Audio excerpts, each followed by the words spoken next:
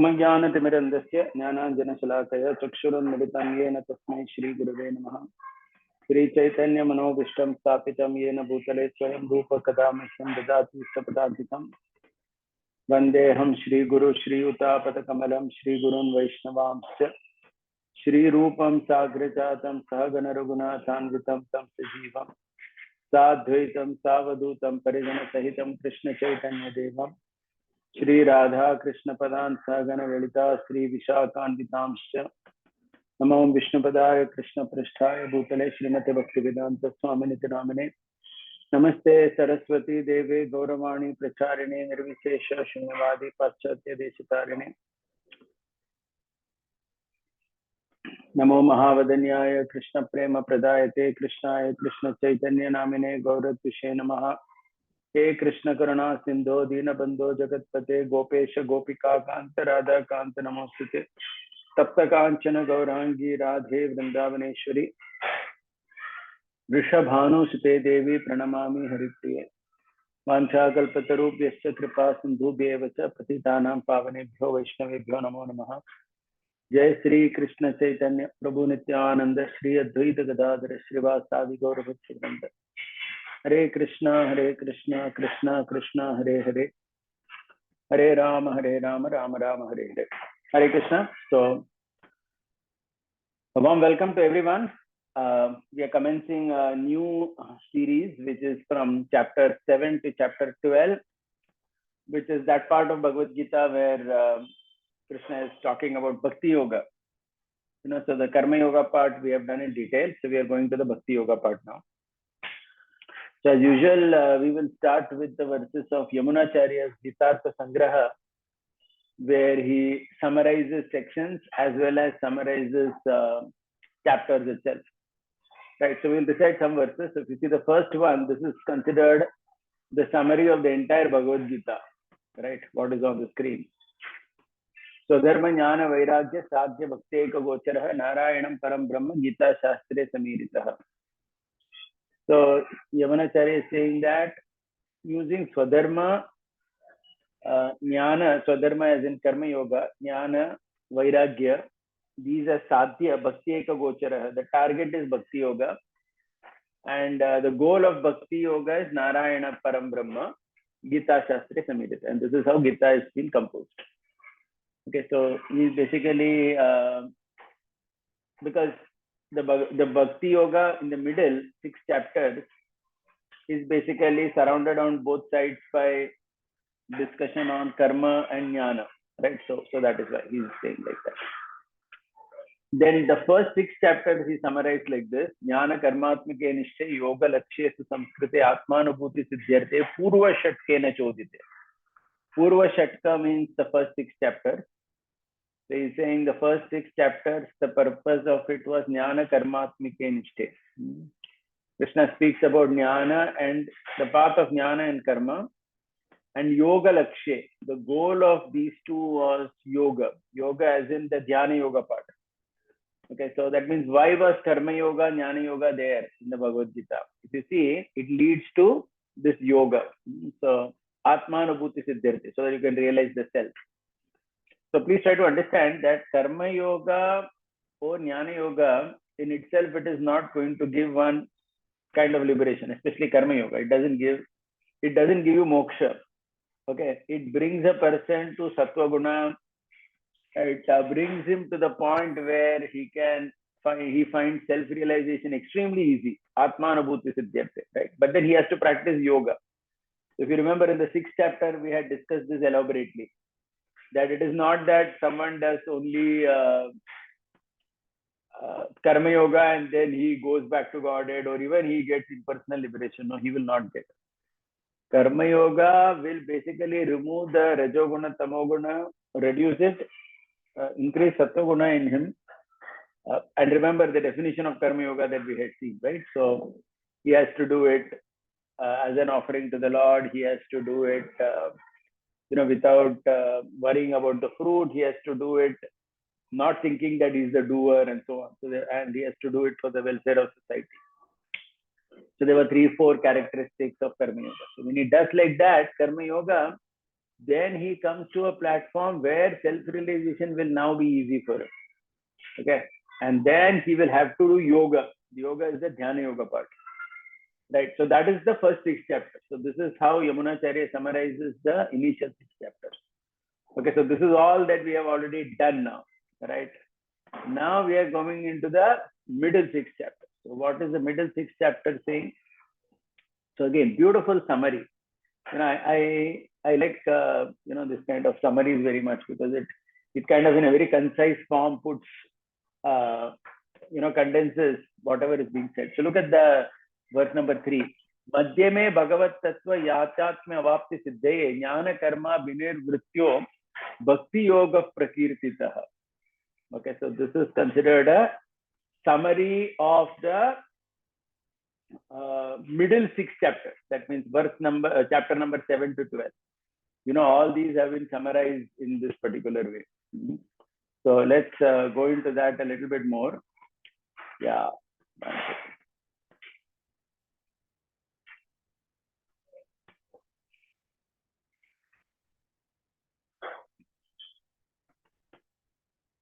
Just give me a second. I'm just having some trouble with sharing my screen.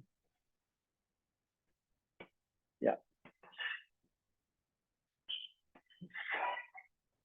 Yeah. Look at this word.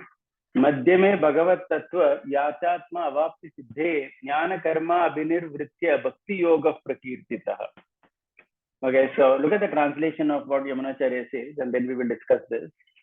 In the middle hexad of the Gita, hexad as in the middle 6 chapters, in order to attain the knowledge of the true nature of the real identity called Bhagavan, Bhakti Yoga that is born from Karma Yoga and Jnana Yoga is explained in detail. Okay, so this needs some explanation, so we will look into it. So he's saying here in the middle 6 chapters, okay, what is discussed? Bhakti Yoga is discussed. Okay, and why is it discussed? It is discussed to attain the knowledge, or it is attain the realization, you can say, of the true nature of the personality called as Bhagavan, the Supreme Personality of Godhead, Bhagavan. If you want to understand his true nature, then Bhakti Yoga is the only way. Okay, and this is the path that is being spoken in the middle 6 chapter. Okay, so we are talking about Bhakti Yoga in order to understand the true nature of Bhagavan. And this Bhakti Yoga, where it is born from. Okay, so he's saying here that it is born from Jnana Karma. It is born from Karma Yoga and Jnana Yoga. Okay, so now, those of us who have read Nectar of Devotion, etc., we may find this a little uncomfortable. Kind of, we may wonder how is it that Bhakti can be born from Karma Yoga and Jnana Yoga, because, we have heard that Bhakti is independent of Karma and Jnana, etc. So this one part needs some explanation, especially for those of us who have studied Bhakti Rasamrita Sindhu. So yes, everyone understands and accepts this fact that in general, Bhakti Yoga is completely independent, and it could generate in anyone. But in the Bhagavad Gita, the way Krishna has built up the Bhagavad Gita, see, in the first 6 chapters, Krishna mainly focuses on Karma Yoga and Jnana Yoga. And then he comes to Bhakti Yoga, correct? From the 7th chapter onwards. So every book has a psychology. If you see the Bhagavad Gita, it's a book, right? This book called as Bhagavad Gita has its own psychology. What is the psychology of the Bhagavad Gita? Krishna initially started with Jnana. He started about Atma Jnana. He started talking about Atma being eternal, etc. But the point is, why did he speak that? He spoke it in order to encourage Arjuna to stick to Karma Yoga, right? He didn't want to give that up, right? And in a general sense, Krishna is speaking the path of Karma Yoga, Jnana Yoga, which everybody Krishna says has to take it. If you notice, I'll have to just mute everyone. Yeah. If you notice the pattern, the way Bhagavad Gita flows, Krishna doesn't give any exemption to anybody. In the 3rd chapter, he has already said that even self-realized person has to do Karma Yoga, at least to set an example. Even if he doesn't need it, he will have to do to set an example for others. Right? That is how Krishna presents Karma Yoga. Okay, now after having said all that, so why Karma Yoga is generally essential for conditioned souls? If you go into that again, 3rd chapter, if you recall, the whole part of lust and all that discussion that happened in the third chapter, it is very clear that Karma Yoga, when practiced the way Krishna has advised us to do, it will free us from the effect of lower moods and it will bring us to Sattva Guna. Okay, so as we have always heard, Sattva Guna is like we give the example of a runway, right? So the plane can take off easily from the runway. You may say the plane can take off from anywhere, maybe it's possible, but it may be slightly difficult. In a proper runway, the plane will find it very easily to take off. So similarly, for a person to come to Bhakti Yoga and be steady in Bhakti Yoga, a good background of Karma Yoga, which will situate him in Sattva Guna, will be a great help. Okay, that is the psychology of Bhagavad Gita. Right? Hence, here Yamunacharya is saying that this Bhakti Yoga is born out of Karma and Jnana Yoga. Now, please try to understand this. Abhinirvritya, this Sanskrit word also means basically that means it follows it. So that means one practices Karma Yoga and Jnana Yoga first, the integrated Karma Yoga and Jnana Yoga. So please remember another thing. In the first 6 chapters, Krishna never said that you have to practice only Karma or only Jnana. Krishna actually integrated it, right? If you remember, we have discussed this in the 4th chapter also. Action and inaction, inaction and action. That means Krishna is actually talking about Karma in Jnana and Jnana in Karma. That means Krishna is talking about integrated approach, not saying that you just have to practice one and give up the other, right? So this is an important point. Okay, so this is how this particular summary makes sense, right? So what is the verse under discussion here? Madhyame Bhagavat Tattva Yachatma Avapti Siddhaye Jnana Karma Abhinirvartaha Bhakti Yoga Prakirtita. That means in the middle 6 chapters, Krishna is talking about Bhakti Yoga. Why Bhakti Yoga? In order to achieve Bhagavat Tattva, in order to understand Bhagavan nicely, realize Bhagavan. Now, how are you going to realize Bhagavan? By practicing Bhakti Yoga. And this Bhakti Yoga, when can you start practicing? When you are stable in your Karma and Jnana Yoga, then you can practice. So this is the psychology of Bhagavad Gita. So please try to understand this. This is how the Gita is building on chapter to chapter. Okay, so that is why this kind of explanation would actually make sense. Because otherwise, if we always try to see Bhakti Yoga as having nothing to do with Karma and Jnana Yoga, then the Bhagavad Gita as a book doesn't make any sense. Because after speaking 6 chapters of Karma Yoga and Jnana Yoga, why suddenly Krishna has changed the topic, started talking about Bhakti Yoga, right? It makes no difference. I mean, anyone who, any normal person also in a conversation, it will never happen that he will speak something and then suddenly he will just change topic and start speaking something else. So it's very clear that Krishna is speaking something where he is building it on top of each other, right? So he's building up the concept. So that is how the middle 6 is to be seen, right? Now, this is another verse of the Yamunacharya only. In this verse, Yamunacharya is summarizing the 7th chapter of Bhagavad Gita. So if you remember, we have been discussing this. Yamunacharya summarizes sections and then he summarizes chapters. Okay, so because we are going to start the 7th chapter, let us see Yamunacharya's summary on that. Swayatatmyam prakritya asya tiroda sharanagatihi bhakta veda prabuddhasya shraishtyam saptama uchyate. Okay, so this is the summary of the 7th chapter. So this is what is in the 7th. So what is there in the 7th chapter? Swayatatmyam. Swayatatmyam means the true nature of Paramatma or the Lord. So that means one part in the 7th chapter is Krishna is talking about the true nature of himself. Second is Asya Tirodihi Prakritya. Asya Tirodihi Prakritya means the shadowing of this nature by Prakriti. That means how Prakriti or Maya is going to cover our vision to observe Bhagavan, right? So about Maya. This is the second theme in the 7th chapter. Third thing is Sharanagatihi. Surrendering unto Bhagavan to overcome this shadow. So how do you get out of Maya? By surrendering. So we all know the famous 7.14 verse, right? Maya metam tarantite. So that is what he's talking here. Sharanagatihi. The third part of the 7th chapter of Bhagavad Gita. The fourth part of the 7th chapter of Bhagavad Gita is Bhakta Vedaha. Bhakta Vedaha means the 4 types of bhaktas in 7.16. Correct? He's talking about Artho Jignasura Jnani Chaparatashapa, the 4 types of bhaktas. And then the final thing is Shreshtyam Prabuddhasya. Shreshtyam Prabuddhasya means, okay, he has spoken the 4 types of bhakta, but among them, who is the topmost? And that is the Jnani.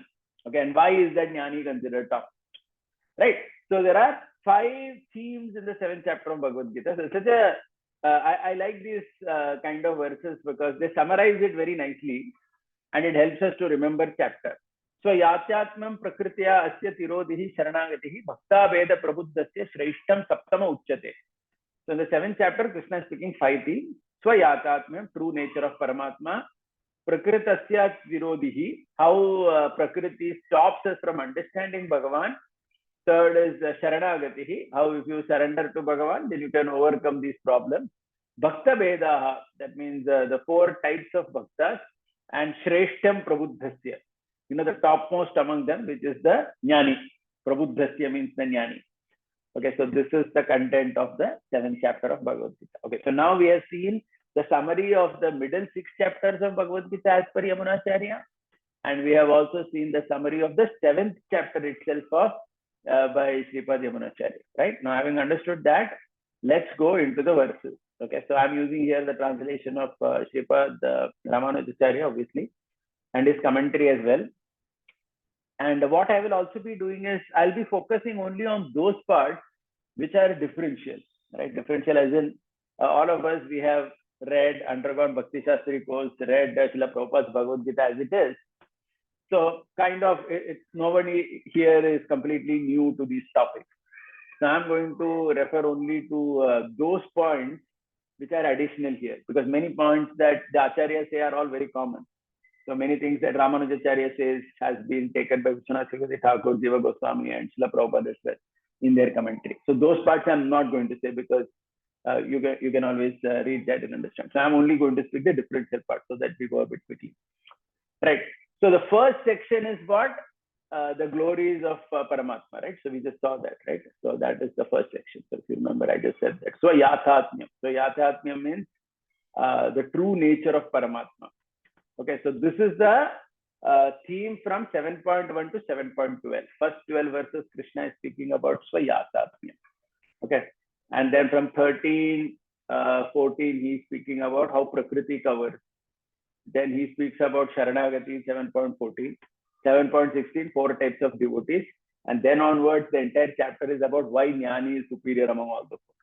Okay, so this way there are 5 themes in the Bhagavad Gita. So let's start with the 7th chapter. Sri Bhagavan Uvacha Maya Saktamana Partha Yogam Yunjan Madasya Asamshayam Samagramam Yata Jnasasi Tatshrunu. So I'm reading the translations of Ramanujacharya. The Supreme Lord Sri Krishna says, Hey Partha, with his mind which constantly engaged in contemplation of my divine nature, attributes, glories and deeds, and holding to me as his only support and strength, and endeavoring to practice Bhakti Yoga, which has myself as the object of contemplation, by which knowledge you can understand me completely and without any doubt, so that Bhakti Yoga can be practiced perfectly. Right. So this is the first verse, Maya Saktamana. So the whole focus here is Maya Saktamana. That means attached to Krishna. Right. Maya Saktamana Partha Yogam. So Ramanujacharya says from the 7th chapter onwards, whenever Krishna says Yogam, then it is Bhakti Yoga. Okay, till now yoga had a different meaning. It used to mean karma yoga or something. Or in the 6th chapter, it meant something else. But now onwards, yoga means Bhakti Yoga. Okay. So Krishna is saying that with the mind completely attached, Madashrayaha, holding on to me as his only support and strength, one has to practice Bhakti Yoga. So here, he gives a very beautiful example. So I'll go into that. So he, because just like we hear that Madhvacharya in his commentary, he would glorify Bhima many times, right? And similarly, Ramanujacharya in many of his commentaries, you will see that he will glorify Lakshmana. Okay.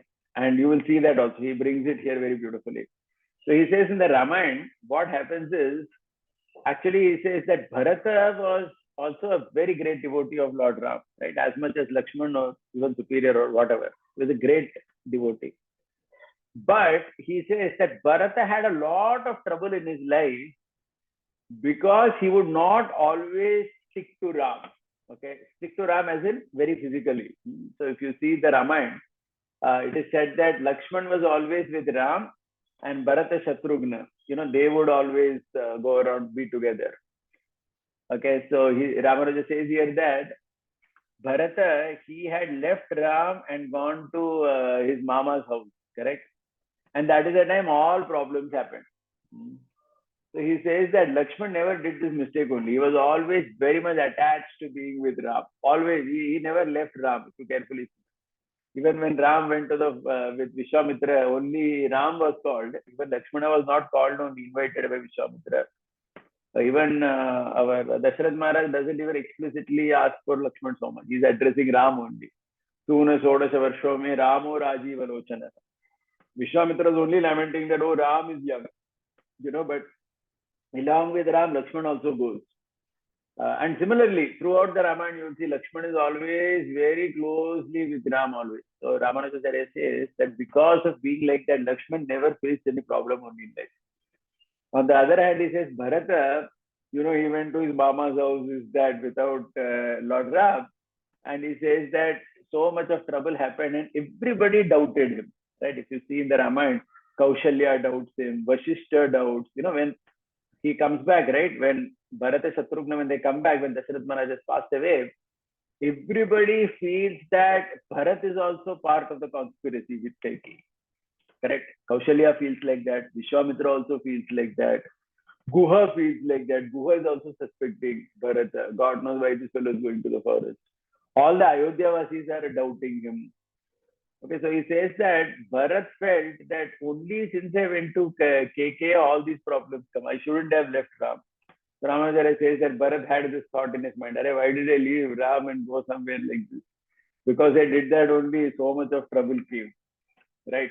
Otherwise, if I would have been like Lakshman, I would not have any problem. And then again, Bharat had to tolerate being the king for 14 years, which he actually did not like. So if you know carefully, Bharat did not want to be the king, but he was forced. On the other hand, Lakshman never had any such problem only in it. So Ramanuja says that this is because Lakshman was Maya Saktamana Partha. He was completely fixed on Ram only as his support strength, literally, not just in mind, but very literally. So he never went away from there. So this is one very interesting point which is said here, right? So of course, see, now you have to understand that now onwards, because this Bhakti Yoga chapter, many of these commentaries and explanations will have a lot of rasika component in it, as in it will be full of mellow and rasa, right? So one may not take it in that sense very literally how it is like that, but it's a beautiful point that is made. Correct. So Krishna is saying that if you hear like that about me, then you can understand Bhakti Yoga. Okay, anyway, let's go ahead. The next verse. Jnanam teham savijnanam idam bhaksham sheshate jnatva neha bhuyo jnatavyam avashishyate. So here Krishna is saying, I who is omniscient will now instruct you in entirety this knowledge about me, along with specialized knowledge about me. After learning from me about this knowledge, further regarding me, nothing else would remain to be learned. Okay. So this is the translation he is giving of the second verse. Yaham teham saviktam. So some important points here. The Ramanujacharya has translated this. So there are two words here, Jnanam and Vijnanam. Okay. So sometimes we hear Vijnanam as realization and Jnanam as knowledge. So he translates here Vijnanam as special knowledge. That means, there is kind of some well-known knowledge about Paramatma, and then there is some more special knowledge, confidential knowledge about Paramatma. So that is what he's calling as Vijnanam. But the focus here is, Krishna is saying Asheshataha. Asheshataha means entirety. So somebody may say, how can somebody know Krishna in entirety? Krishna is unlimited. We can never understand him in entirety, right? So that's just not possible. So the commentary says that yes, you can never understand Krishna in entirety, but you can understand as much about Krishna by hearing Bhagavad Gita, which is necessary for you to practice Bhakti Yoga. Okay, so Ramanuja says that is the point. So when Krishna says, I am going to instruct you in entirety, it doesn't mean entirely everything about Krishna can be said. Because how is that possible? How can you say everything about Krishna? The battle would have never started only. because if you start talking about the details of Krishna's glories and knowledge about him, then it's going to take unlimited time. Oh, so the point is, whatever is needed to know about Krishna so that you can do Bhakti Yoga, that much has been said. Okay, so this is the point here. Okay, so nothing else would remain to be learned. Again means nothing else would remain to be learned, as in nothing else would remain to be learned to practice Bhakti Yoga. To practice Bhakti Yoga, whatever you need to know is there in Bhagavad Gita. That is the purport of this particular verse. Right? So I think then that makes sense. Now going to the third verse, this is very often quoted by all the devotees. Manushyanam sahasreshu kaschid yatate siddhaye yatatam api siddhanam kaschin mam veti tattvataha. From among those who are qualified to learn Shastra and meditate on Brahman, hardly one in thousands will strive till the attainment of the fruit. And even among those who strive successfully to attain mukti, hardly one in thousand will understand me. And even those who strive to attain mukti and understand me, hardly one among such thousand know my reality as the means and goals to be attained. Okay. So here the translation seems a bit long, but right. So it is just to help make sense. So Ramanujacharya, when he says Manushyanam, see how he has translated Manusha. He has not translated Manusha as human. This is a general translation. He's saying from all those who are qualified to learn Shastra and meditate on Brahman. So why is he saying like that? He says because Manusha means all the 4 lakh species. That means he says, na, Chattva Lakshani Manavaha. Like the Padma Puran says, there are 4 lakh human species. So that is why he is not translating Manusha as men and women like that, right? Because then that becomes restricted only to this world. So Krishna is saying here, so Ramanujacharya says Manusha here means all the 4 lakh species of humans. That means the Devatas, Gandharvas, all are included in this. Among all of them, Manushyanam Sahasreshu, among all of them who are qualified to learn Shastra, because anyone in the 4 lakh species can learn Shastra in some way and start meditating on the Brahman, right? I mean, anybody could do that among 4 lakh species. But among all such qualified people in the universe, Krishna is saying, only one will reach the attainment of the fruit. Most people are going to give up. Attainment of the fruit here is mukti, correct? In general, the mukti platform, self-realization platform. And one among 1,000 who have attained mukti will strive to understand Krishna. Most of them will be happy with mukti only. They will say, we don't want to go ahead from mukti. So we are happy with mukti. We don't even want to understand Krishna. So one among 1,000, he says, will strive to understand Krishna. And among 1,000 of people who strive to understand Krishna, one understands Krishna actually and attains it. So it is like, 1,000. So like 10 raised to 9 or whatever. So this is the first 3. So these first 3 verses are considered, the opening verses of the 7th chapter are considered to be a prelude to Swa Mahatmya. Okay, so please, I'm trying to repeat again. I'm just going back to that. Right, so we had said that in the 7th chapter, the first theme is what? Swayatatmyam. Krishna is going to describe the true nature of himself. So somebody may say, till now nothing has come about the true nature of Krishna. No. So before understanding the true nature of Krishna, Krishna is talking about his own glory. He's saying that, see, if you hear about me, you become attached to me, then you will understand. And then he's talking about the glory of the Bhagavad Gita. That whatever is needed to practice Bhakti Yoga is there in this. And then Krishna is talking about the rarity of a bhakta. That 1 in 1,000 among people attain mukti, 1 in 1,000 among that try to understand Krishna, and 1 in 1,000 among those who try to understand Krishna actually reach Krishna's lotus feet. Okay, so this is all about the glories. This is all part of the true nature of Paramatma. That means one aspect of the true nature of Paramatma. Svayathatmya means what? To understand his true nature. So one aspect of that understanding true nature is that you need to get, you need to understand how great he is, right? Without which there is no part, right? So now we will go ahead from the next part. Yeah. So this is, no, one second, yeah. So now the 4th verse. So from now onwards, actually this part is starting. The glories of Yathatmya. nature of Paramatma. So Ramanujacharya here, he says that in the 7th chapter, Krishna speaks about knowledge about Paramatma, knowledge about him, and in the 9th chapter, he speaks about his greatness. Okay, so there is a difference between the 7th chapter and the 9th chapter, which I'm just putting it up here. Obviously, when we go to the 9th chapter, we will understand this in much more detail. But the point here is in 7th chapter, we are only looking at the knowledge about him. We are trying to understand the knowledge about Paramatma. Whereas in 9th chapter, the greatness of the Lord will be declared. Right. So how is the knowledge going? How is he going to give knowledge about himself? Okay, so this is a famous verse. Bhumirapo anulovayu kham mano buddhi revacha ahankar ityam me binna prakriti lakshata.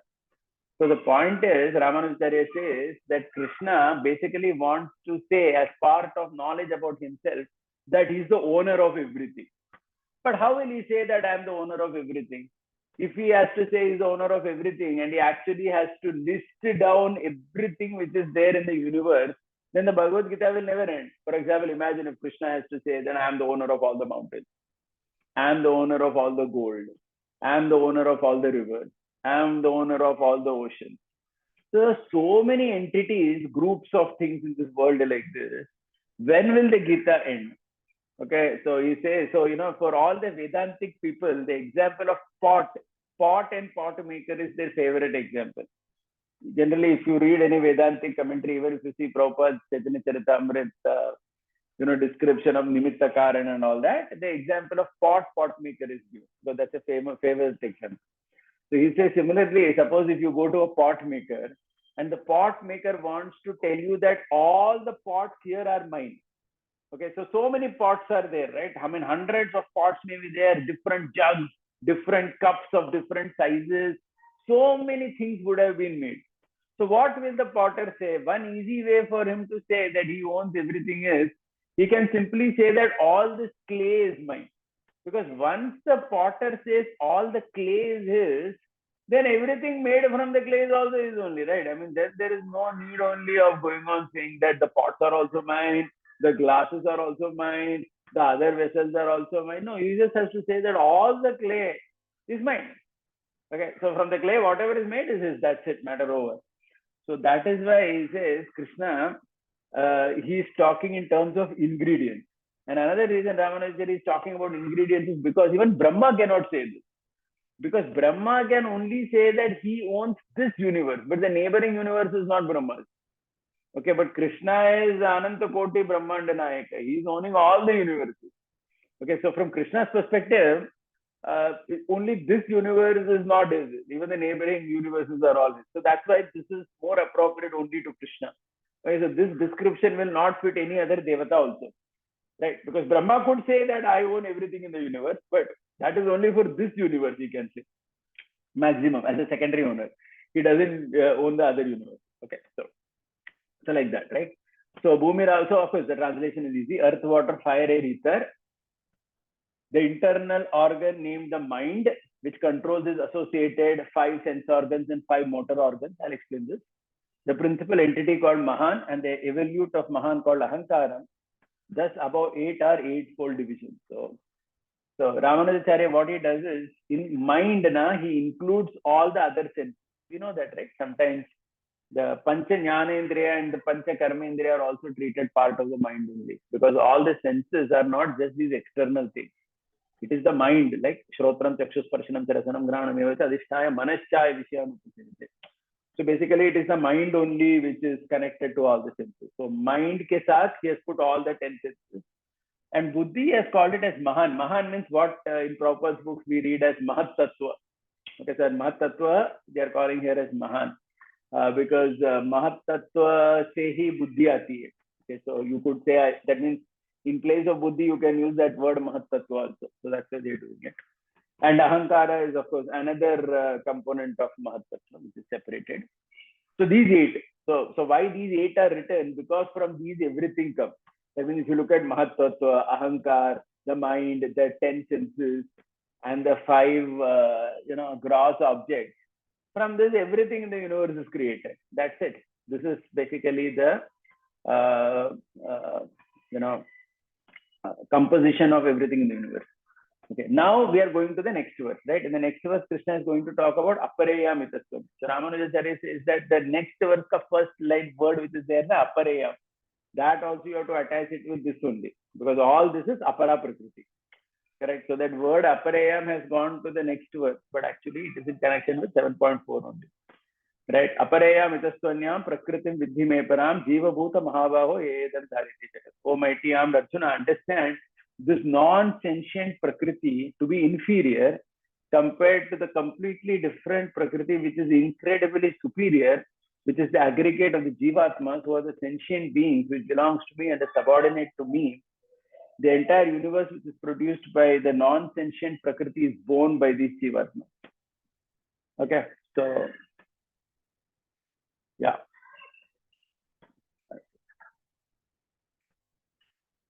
Yeah, so here in this particular verse, which is fifth verse, Krishna is talking about the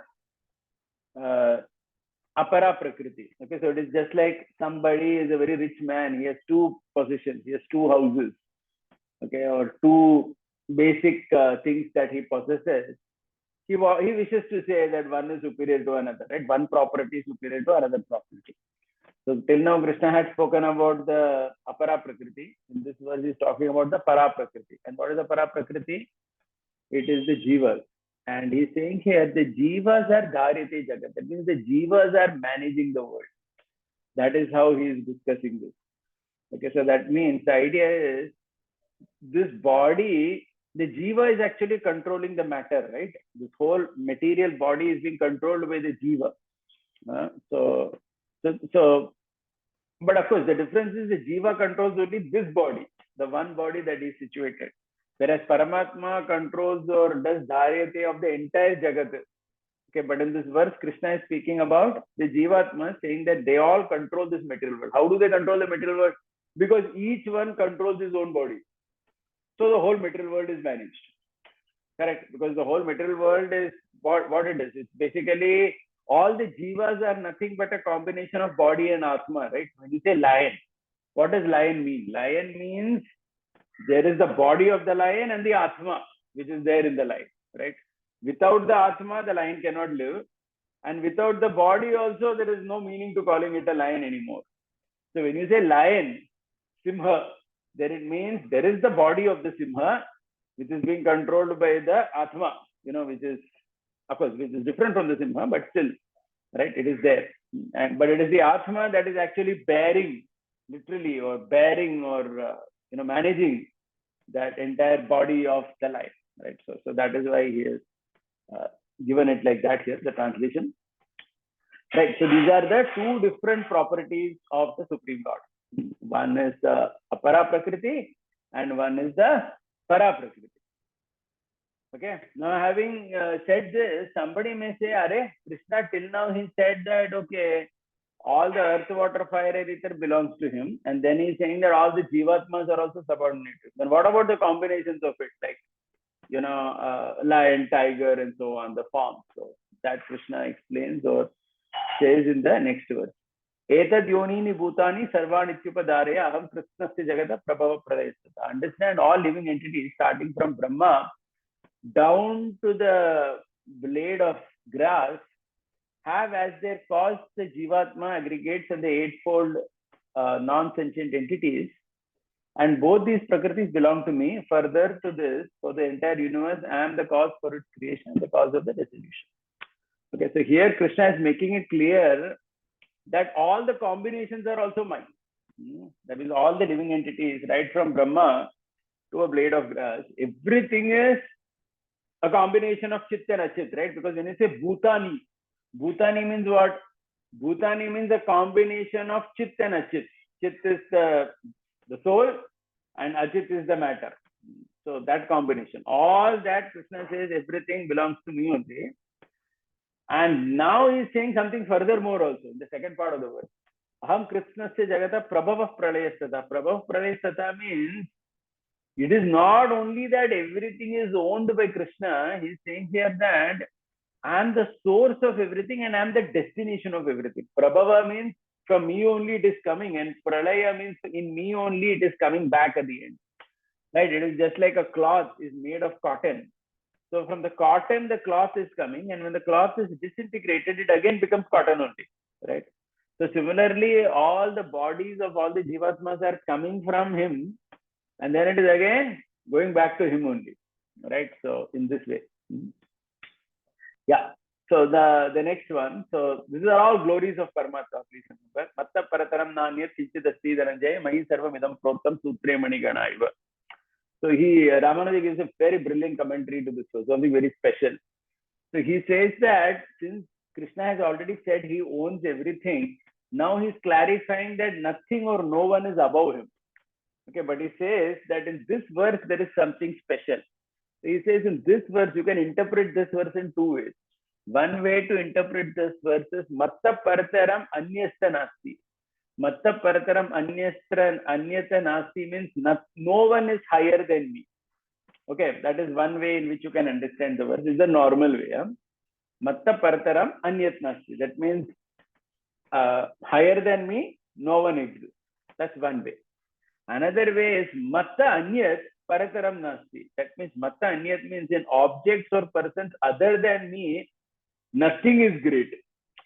Okay, so please try to understand. In the Sanskrit is such that one meaning comes from this verse is no one is higher than me. Another meaning that comes is in objects or persons other than me, nothing is great. Okay, so Ramanujacharya says this is the second one, which is even more stronger. Okay, because if you say the first one, that no one is higher than him, if you just say that no one is higher than Krishna, then a question may come, is something equal to Krishna? That question can come, right? If you just say that nothing is superior to Krishna, that is a standard meaning. Then the question will come, if nothing is superior to Krishna, then can we say that something is equal to Krishna?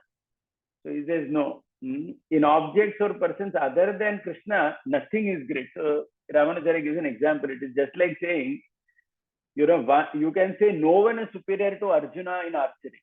This is one statement we can make in English. No one is superior to Arjuna in archery. But that's not so powerful. You can actually say that other than Arjuna, there is no archer itself. Okay, that means archer matlab Arjuna. If you talk somebody else as an archer, it is come on. You can't even talk about that. Okay, so the second meaning is even stronger. Okay, so Matta Anyat, other than Krishna, Parataram Nasti, nothing is great. Okay, which means Krishna becomes, superlatively greater than anything. Right? He's like head and shoulder above everyone and everything. So that is how he explains this verse, right? So we'll just read the translation. Hey Dhananjaya, there does not exist any entity other than me which is superior or even equal to me. Just like how a cluster of gems are strung together on a thread, this entire universe consisting of sentient and non-sentient entities is strung on me alone. Okay, now as far as the second point is concerned in this verse, right? Sutre Manigana Iva. So why is he giving such an example? Ramanujacharya says he gives such an example because Sutre Manigana Iva means he is the Antaryami. He is the super soul of all living entities. And the super soul is not seen. Okay, you cannot see the super soul. We can see only the body. And in some way we can understand that, there is the person also. But the super soul is not going to be understood by anybody. Which is why he says that Krishna is giving that Sutre Manigana Eva example. Okay. So continuing the point, continuing the theme. Okay. So now Krishna is, till now what is established? That Krishna is owning everything. Krishna is not only owning everything, there is nothing equal to him also. And Krishna is the super soul of everything. Right? That is why Sutre Manigana Eva example was given. Now what Krishna is going to do is going to give some examples how he is the super soul of everything. Okay. So how is the super soul of everything is going to give examples. How is going to give those examples? So for example, when he says that he is the light of the sun, what it means is, so Ramanujacharya gives a simple example. He says that when you are young, when you are a small child, suppose somebody is 4-year-old, and you see a goat, you will only think that goat means the body of a goat, right? Because a child cannot understand that in the body of the goat, there is an Atma which is moving the body of the goat. That is too much for a small child of 4 years to understand. So for a child, when he sees the goat, he will only think that goat means this particular body of the goat. That's all. But later, as he starts attending some essence of Bhagavad Gita or a device lecture or something, when he becomes 10, 11-year-old, he will, 16-year-old or something, when he starts understanding some philosophy, then he will understand that actually behind this goat, there is the Atma, who is the real person.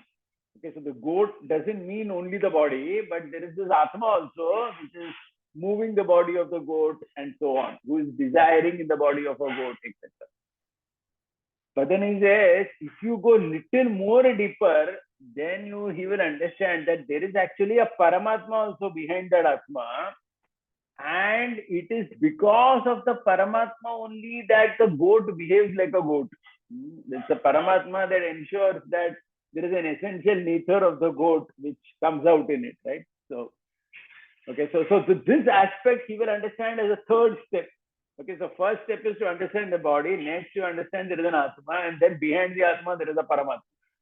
Okay, so that is the understanding that Krishna is now going to discuss in the 7th chapter. And this is going to be very beautiful explained in the 10th chapter, but that is much more detailed. Here Krishna is only summarizing his glories, his knowledge about Paramatma. So his knowledge, right? So Krishna has kept it very simple here. So let us see this verse. Rasoham apsu kaunteya prabhasmi sasi shuryoho pranava sarva vedeshu shabdake paurusham nrishu. Hey Arjuna, the son of Kunti, I am the sapidity, that means the taste of water. Of the moon and the sun, I am the effulgent light, which is their essence. I am the sacred syllabus Om, which is the sum and substance of the Vedas. In the ether, I am the quality of sound which originates in it. In men, I am the principle of manliness which constitutes their essence. Okay, so simple translation, pretty much similar to what we have read in Bhagavad Gita as it is as well. Okay, so here the focus is that how the sun which is there, it has light, right? But the sun which is having this light, he says here that the Surya obtains light from Paramatma. That means it is a Paramatma who gives the Shakti of light only to the Surya. And because of which the Surya or the Chandra is able to give light. So when we see Surya and Chandra giving light in the universe, this light is coming due to the light of Paramatma, which they have borrowed little bit. Okay, so that is the glory of the Paramatma. That's the knowledge about Paramatma we need to know. That anything we see in the world, right, one has to see Bhagavan, behind that, right?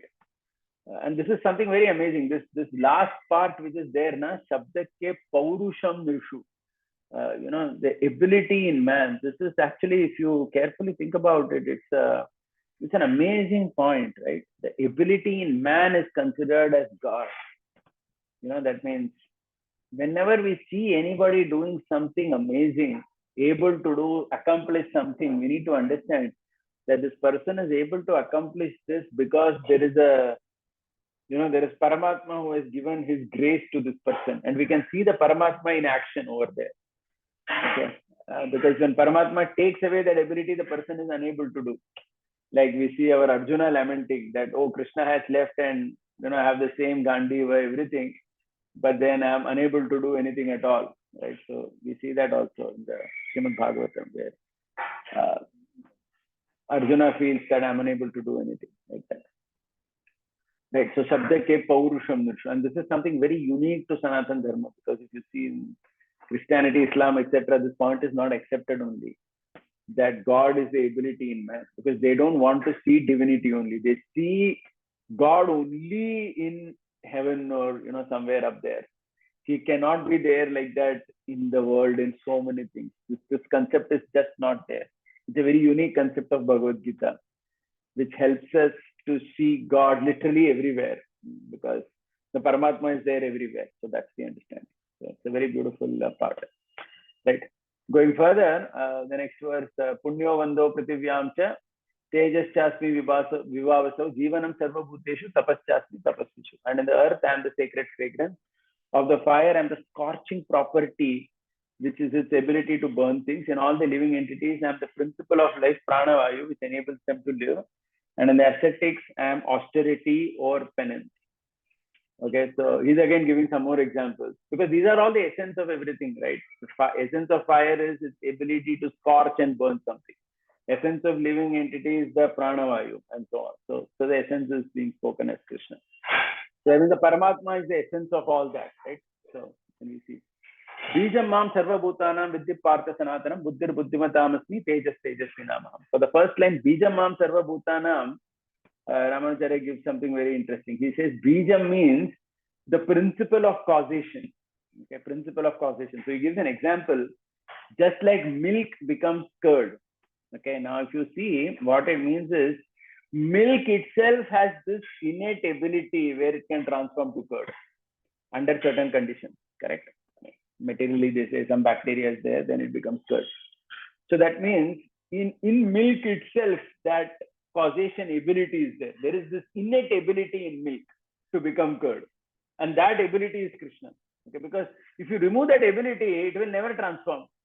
Okay, you will have only milk, you will never get curd because curd comes from milk only, correct? And we also know that to make curd, you need some previous curd, correct? I mean, you have to add that little bit in the milk, only then you are going to get. Okay, so this is called Sanatana Bija. Vidhi Partha Sanatana. Sanatana Bija means the eternal principle of causation. That means this is just one example, milk becoming curd. Any example when we see in the world, where there is some causation there. It is there everywhere, right? Like in a man and a woman, there is a principle, bija. There is an ability to create progeny. Okay, so that is Krishna. Okay. Tejas, again, Tejas Kelly also gives a very nice definition. Tejas means he says, never defeated and can defeat everyone. Tejas Vinamaham. Tejasvi means what? Tejasvi means someone who is effulgent or someone who is powerful. He's the Tejas in that. Tejas means what? That means that ability by which he is never defeated or he can defeat everyone. So like that. Right. So it's again a beautiful thing. Now look at the next one. Balam balavatam chaham kamaraga vikarjitam dharma viruddho bhuteshu kamosmi bharatarshava. Hey Arjuna, and of the mighty people I am their might, which is devoid of uncontrolled passion and desire. In all beings and the desire which is not conflicting with scriptural injunction. Okay, this also needs some explanation. So here, Balam Balavatam Chaham means, Ramanuja says that the Paramatma is best represented by that Bala which is not contaminated by Kama. Okay, because he's saying, na Kama Raga Vivarjitam. So he's quoting Hanumanji in the Ramayana. So Hanumanji in the Ramayana, what happens is, when he sees Ravana first time, when Hanumanji sees Ravana, he's very impressed with Ravana's power and his grandeur. So Hanuman says, Yad adharmo na balavan, sa chakras chapi rakshita. So Hanuman, it seems, when he sees Ravana, he says that if this Ravan was not adharmic, if he was not adharmic, then his strength would have been even greater than the king of Indra. That he would be as great as King Indra had only he not been an adharmic person. Okay, so the point is the dharmic strength which is there, it again represents the Paramatma, because Krishna is the best of everything. Right. Okay, and similarly, even in the second part, Dharma Viruddho Bhuteshu Kamosmi Bharatarshana. So the Ramanuja says just like Ravan's desire to enjoy Sita is not counted here. Because that is Dharma Viruddho Bhuteshu, that is contrary to Dharma. Of course, if Ravan wanted to be with his own wife, there was no objection. Okay, so that is covered under this. And another interesting thing is this Kamosmi Bharatarshana. This is, see, from Prabhupada's translation, we understand it to be sex life not contrary to religious principles. But here, in general, it is being said, Kama means all types of sensual desires, right? So all types of sensual desires which don't contradict Dharma. In that also you can see Krishna in that. That means all those desires are also originating from him only, or they represent him. They represent the Paramatma. He has no objection to it. If somebody is doing something which is not contradictory to him. Right? So like that. And now the last verse in this section, which concludes the first section, Swayatatmyam. Ye cheva satvika bhava rajasa tamasasya matta eveti tan vidhi natvam teshu temai. Okay, so here basically Krishna is saying that whichever entities in this material universe have sattva guna whichever have Rajoguna and whichever have Tamoguna, understand that all such entities have originated from me alone, and understand that all such entities abide in me, are subservient and dependent on me. However, I am not dependent on them. Aham tu na teshu. Okay, so basically Krishna here is concluding knowledge about him by saying that he is the ashraya of all the three modes. Means all the three modes rest in him. Because the body and the Atma, in our case, they depend on each other. So please try to understand this. Without Atma, body cannot be there. Right? Like if a person dies, we see that the body immediately starts rotting. And without the body, Atma cannot act in this world. Because Atma, anything he wants to do, then he needs a body for it. So body and Atma are mutually dependent on each other. Okay. And they both depend on Paramatma also. Okay. But as far as Paramatma himself is concerned, he doesn't depend on anyone. Okay, so he is independent. So in this way, Krishna has concluded knowledge about him as Paramatma, right? In the first section of the 7th chapter of the Bhagavad Gita, right? With that, we will conclude, and then if there are any questions, I would like to take. Anyone with any questions here? Then raise your hand, and we can have a short discussion.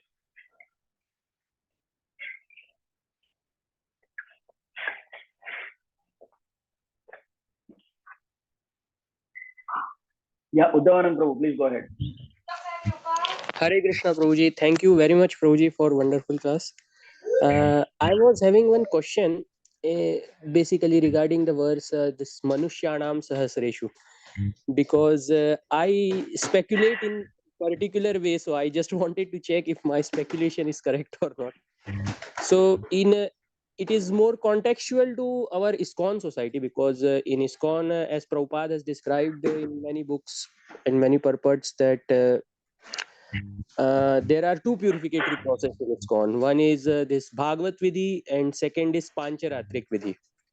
So when Krishna says in Bhagavad Gita that Manushyanam Sahasreshu Pratyat Yatati Siddhaye, so this one out of Sahasra, who comes. So I feel this Krishna is referring to a person who is practicing these two vidhis. Okay.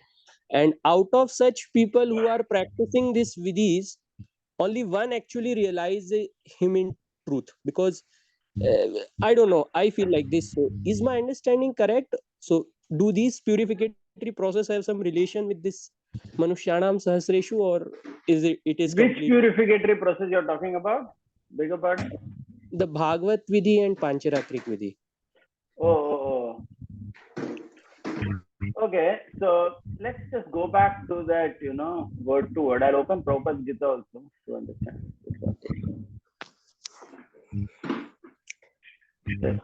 Give me a second. Yeah. See, Manushya. So basically, Manushya means we know, na Tattva Lakshani Manavaha. This is coming from that Padma Puran verse. Padma Puran says, 4 lakh Manushya are there. That is why he's translating that all those who can learn Shastra, Siddhaye. Now, the word Siddhaye means attaining the fruits. Okay, attaining the fruit. Now, what is the fruit which Manushya can attain? If you see, basic fruit is Mukti. Okay, so that is why he's translating it like that. Means among thousands of human, hardly one strives for Mukti. So like that he goes. Okay, now if you see Pancharatra Bhagavata, now what's your point there? Pancharatra and Bhagavata. Are you trying to say that? So I will explain. Actually, we can leave aside Pancharatrik Vidhi because it is for cleanliness. But Bhagavat Vidhi is for going back to Godhead. That's what Prabhupada writes. Yeah. So my understanding is out of 1,000 people, hardly one actually comes for practicing Bhagavad Vidhi. And out of such thousands who have come for practicing Bhagavat Vidhi, actually one only continues it till the end of life, and Tatvata he realizes Krishna and goes back to Godhead. This is how I see, because I am asking. No, that is fine. Understood. That is there na here. So for example, he has said here hardly 1 in 1,000 will understand me. Mam Veti. Now to understand him, you have to follow Bhagavad Gita. That is very clear. That is said in the first verse itself of 7th chapter. What is the first verse of 7th chapter? You have to touch Shrunu. You have to hear about Krishna, and you have to act with your mind fixed on Krishna. That is Bhagavad Gita. So hardly 1 in 1,000 understands Krishna, and now those who understand Krishna, in that also you have to achieve Krishna, na? Are you getting it? So there is a second level also there. Kaschit sahasreshu mam tatvatah. That means 1 in 1,000 strives to understand Krishna by following whatever bhakti yoga or something. But those who have strived like that and those who have understood, one attains him. Because right, there are so many obstacles on the path. Somebody falls down somewhere, right? People are going to take their time to attain Krishna. Does that make sense? Yeah. So what you are saying is covered. Yeah, that is accepted. So my understanding, that's why is daily I should listen to Bhagwan. Daily I should read Bhagavatam, and I think then I can be in 100%. Okay. Yes. Yeah. Actually, Bhagavat Shravan is a very core part of Bhakti Yoga. As you see, hearing about Krishna. Yeah.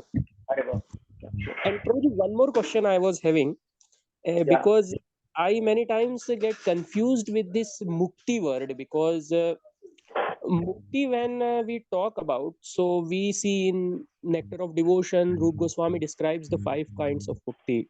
So one is impersonal, but 4 are Vaikuntha kind of. Yeah. So the question is, when we talk of going back to Godhead, so when Prabhupada talks about going back to Godhead, he refers only to the Goloka Dham, or he refers also to the Vaikuntha planets also? That is also fine. So what is going back to Godhead? Of course. Vaikuntha is also back to Godhead only. Come on. If you see in the Bhagavatam also, 3rd canto, there is that chapter, description of kingdom of God. That is description of Vaikuntha only. Kaunsa Goloka description hai? 3rd canto. When the Jai Vijay ka section mein aata hai na, description of the chapter title in Bhagavatam is description of kingdom of God. So Vaikuntha is also very much. I mean, Tukaram is saying Ami Zato Amtya Gava. He's going back to Godhead. From there only this back to Godhead also comes. So that is obviously about going back to Vaikuntha only, na. So Vaikuntha is very much counted back to Godhead. Yeah, Vaishnavas will not count the impersonal mukti as back to Godhead. That is obvious. But other than that, the other 4 types of mukti are all counted as back to Godhead. Okay. So why I am asking this, why I get confused, because of this Sarvabhaum Bhattacharya pastime, because he criticizes the word mukti. So he refers to the impersonal mukti, or he refers to this Vaikuntha actually mukti? See, that's what Chaitanya Mahaprabhu also slightly chastises him, because there is no need to change the words of the Bhagavatam for that. See, Jivetiyo Mukti Padesha Dayabha. So this Mukti, even Ramanujacharya constantly uses Mukti only in his commentary for going back to Godhead. They don't distinguish between that. When they say Mukti, Ramanujacharya, when he says Mukti, it means going back to Godhead. So Mukti is not such a bad word or anything, but that was Sarvabhauma Bhattacharya's conditioning, because previously he was used to Mukti only from impersonal Mukti. He was from the Shankara school. So now when he became devotee, Mukti word only became allergic to him. So that is the reason. But there was no need to change that word. That is what Mahaprabhu also tells him. That's fine. Okay. Okay. Thank you very much, Prabhuji. Hare Krishna. Yes, Prabhuji. Yeah. Hare Krishna. Yeah. So Prabhuji, talking about Paramatma to be seen everywhere, and Bhagavad Gita has this consistent theme of seeing the divinity everywhere, as against the Abrahamic religion where the God is only in heaven and hell. Yeah. So sometimes when we take any venture or any new action, there is always a constant bugging doubt that is this connected to Krishna. And then sometimes the mind tries to justify, yes, I can use this in connection with Krishna. So how do we take a call whether we can go ahead with a particular action, with a particular venture, and because Bhagavad Gita gives us the ability to connect everything to Krishna. So is it that we just by thinking and contemplating, okay, this is the way I can connect this particular learning or this particular knowledge or this particular action to Krishna or to service to Krishna, just by thinking that, are we saved, or are we are we connected to Krishna just by thinking that I can connect this to service of Krishna? No, see, Yes, as such, everything in the world is connected to Krishna only, because everything, the ability and everything, the essential skill of everything. Like for example, if you're doing a yoga course, example, right? The yogi's ability to show various pranayam, asanas, everything, that is also Krishna only, right? So that is Krishna only, certainly. So now the thing is, more specifically, if you see in the Bhagavad Gita, though everything is connected to Krishna, generally Krishna takes the best of everything as in. The best of everything as in the most evolved in everything. So the strength of Ravan is also that way Krishna only, but Krishna will not say that, because that is contaminated by the lower mood. Correct? Kama Raga Vivarjitam. So Krishna is saying Balam Balavatam Chaham. I am the strength like of Arjuna. Okay, so strength of Arjuna more represents Krishna. Correct. Now you may say, does the strength of Ravan does it come from Krishna? No, that also comes from Krishna only, but he doesn't represent that so much, because that has now been contaminated with Rajoguna, Tamoguna. But if you take the best of a particular category, then its most purest form, you can see Krishna in that.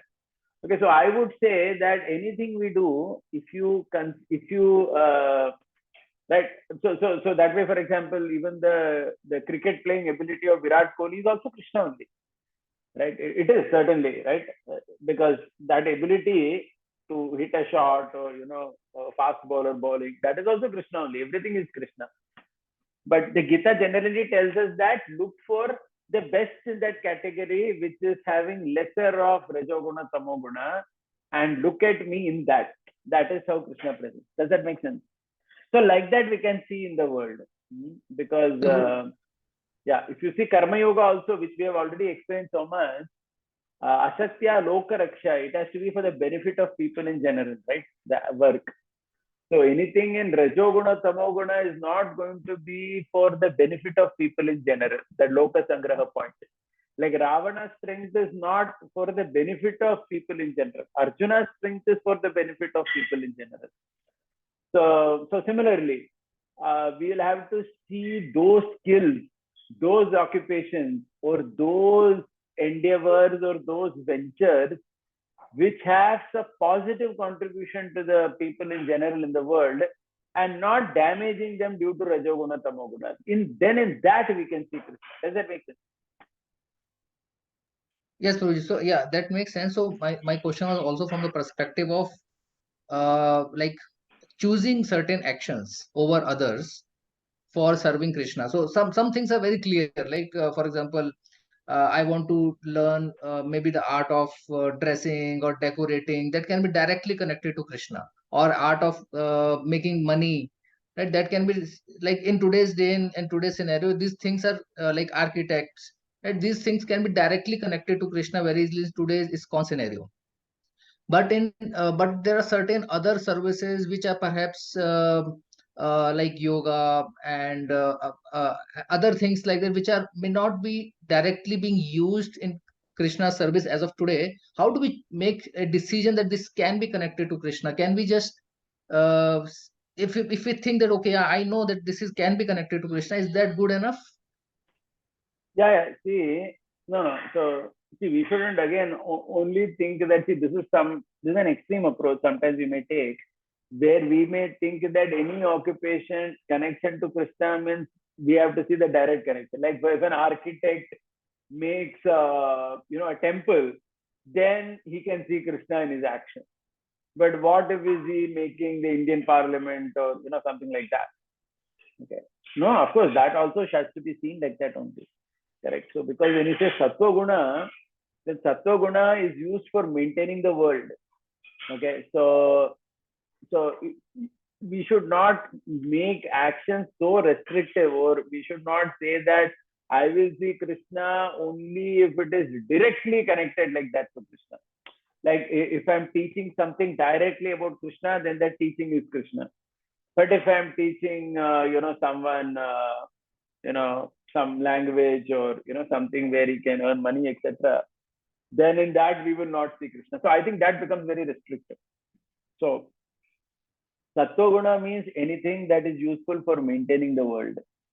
Correct. So any occupation, any endeavor, any type of education which has a connection to how one could, actually live in this world, that also is counted in this. Like the Pandavas are doing all this battle, everything to govern the country, right? They're part of politics, they are part of administration. And it is certainly nowhere given that everybody in the Pandava kingdom were devotees, or they became king just to ensure that everyone become devotees or anything like that. No, it's never like that, right? It is on Sattva means it's like a dharma platform where it is much more broader. Does that make sense? Otherwise, Yeah, I think we are becoming very, very restrictive in that. To say that if I'm a yoga teacher and I'm teaching yoga only to devotees, then it is perfect. No, then you're becoming too restrictive like that. Or an architect saying that, okay, then you have to make houses for people also, right? So that is also, yeah, but of course, if he says that I will make a house for gambling or a casino or something, then, okay, that may not be Krishna. Because then he has entered the Rajoguna, Tamoguna like that. But as long as whatever we are doing is under the broader domain of dharma, then it is to be seen as Krishna. That's what I would say. Okay. So the criteria is that we can benefit people and yes, or Loka Rakshaye, Loka Sangraham Evapi Sampashyanka. We can't forget that chapter, no? right. Yeah. Yeah. So then the Gita's formula is like this Swadharma, which is with connected with Lok Sangraha, and then you follow your devotional practices. Yes, on that you are adding your devotion. Yeah. Okay. Thank you. Hare Krishna. Okay, there are no other questions. We'll stop. We'll continue next time. Okay, Srimad Bhagavad Gita ki jai, Srila Prabhupada ki jai, Gaur Bhakta Pramana.